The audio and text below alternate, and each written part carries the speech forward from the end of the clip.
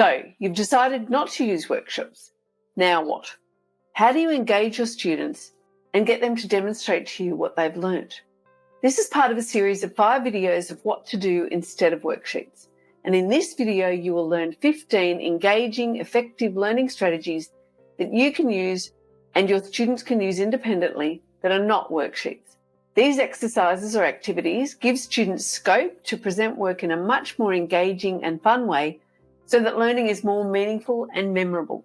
Providing your students with variety will not only engage and motivate them, it will cater to different learning styles and levels of skills, covering off on your requirement to differentiate student learning.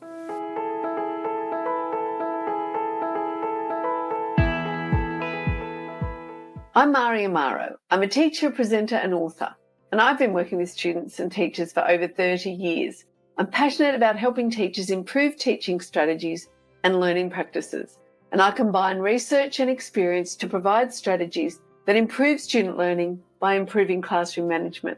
I focus on the practices that take little or no extra teacher time, strategies that can actually give you back time by helping you to work more effectively.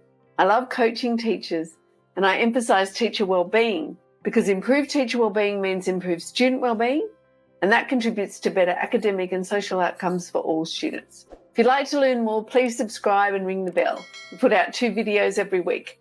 When you subscribe, it helps to support the channel so we can keep making the videos. If you know anyone you think would benefit from the teaching strategies in these videos, please share them with colleagues, friends and family. Everyone knows a teacher or someone who works in a school. If you have any questions or topics you'd like me to cover, please let me know in the comment section below. I'd love to hear from you.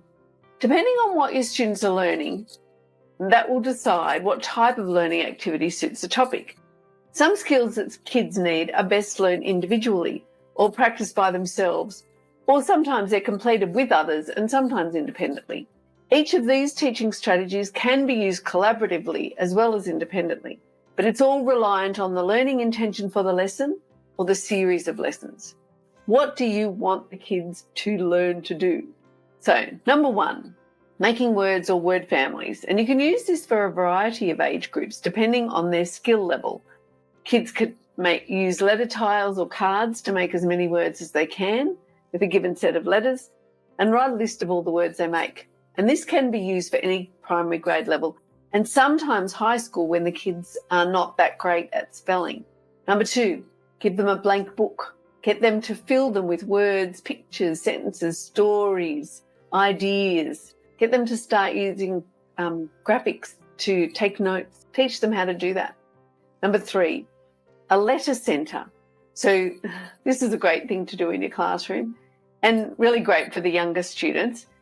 Put lots of envelopes, letter templates. So at the beginning, use letter templates just so kids understand how to write the letter, and that can just be changed to notebook paper once they learn the format. Examples of how envelopes need to be addressed and give them a mailbox.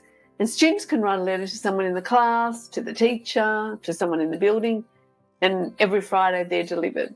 Number 4, graphic organisers. So students could read a self-selected book that may be a levelled reader or a real picture book or something that's related to them in high school as well, and respond in some way. And you can give them some choices about what the organiser might look. So give them examples of those things. Number 5, crazy picture writing. Laminate crazy pictures of anything. And students can write stories about the pictures. They can choose the picture and then write about something that's meaningful to them. They could self-select the stimulus picture and they could also choose what they're going to write. So they might want to write a story, a poem, a song, a blog, a script for a play, an advertisement, whatever they like. Number 6, a ticket out the door or exit card. So this is something that kids have to give you or show you before they leave the classroom. So it's like they could give you a summary sentence, give an example of the topic that you've been talking about, solve a problem, and they could tell you the answer quietly, turn in an answer on a note card. So lots of ways you could get them to tell you those things. Number 7, say and pay. So this is similar to the ticket out the door, As kids are leaving the room, they're given a question. If they get it right, they get dollars, as in your class dollars, if you use that for class economy. It's a bit like the ticket out the door. They could also do a recording to give an answer. Number 8, have a science table. Put shells, rocks, seeds, dead bugs, anything from nature on the table with some books about each object. And in a notebook, have a factoid form that the kids fill out about the objects they're researching. Number 9, writer's antithesis. This would be a really good one for high school. Students take a passage from the text they're reading and rewrite the passage, reversing one or more of the writer's choices. So they could reverse the tone or the characterization, the way the writer's voice sounds, the point of view, the setting, anything. Number 10, having a matrix and with activities on it. So choose activities and the kids get to choose what they're going to do. So when they've completed the activities either in a row, horizontally, vertically or diagonally, they can get a prize or they can do something that a more preferred activity. Number 11, readers' notebooks. In this, kids actually write a letter to you as the teacher to tell them what they're reading and learning and reflecting on that, making connections, talking about, giving feedback about what your lessons were like, about how well they learnt it, about the questions that they might have. Number 12, make a word cloud or a Wordle. They could make a word cloud using technology, or they could use it in the analogue way with paper, crayons, pens and texters, and use the meta language of the topic that you're doing. Number 13, anchoring activities or do now activities. They could be something that you do when you first enter the room. So a short task that shouldn't last any more than 5 minutes but grounds everybody. A do when done, so something that you do if you finish the task that you're doing and you need something extra. And I'm waiting for help. So what do kids do when they're waiting for help? Do they continue with their work or can they do something else that might help them? If you're looking for some do now activities, my book, Habits of Highly Effective Teachers, has loads of ideas for things that you can do for all different things. So lots of ways to engage students, lots of activities that you can do when kids first come into the classroom or that you can use as fast finishes. Number 14, dear time. So drop everything and read. And there's lots of variations of this. This is a great way to have some time. Kids learn to read by reading, not by completing worksheets about the book they read.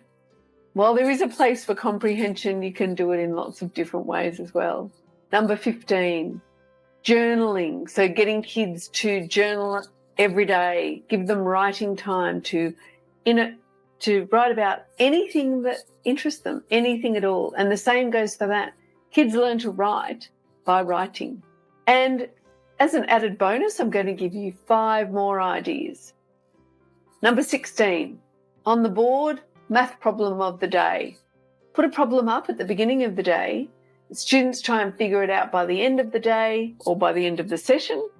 They can submit their answers into a box or go around the class in the last 5 minutes to see who's got it. It's a great formative assessment for who has learnt the concept and who hasn't yet, because there's no penalty for not completing it, but good information for you as the teacher. And you can reward or celebrate those who had a go. It doesn't have to be that they got it correctly.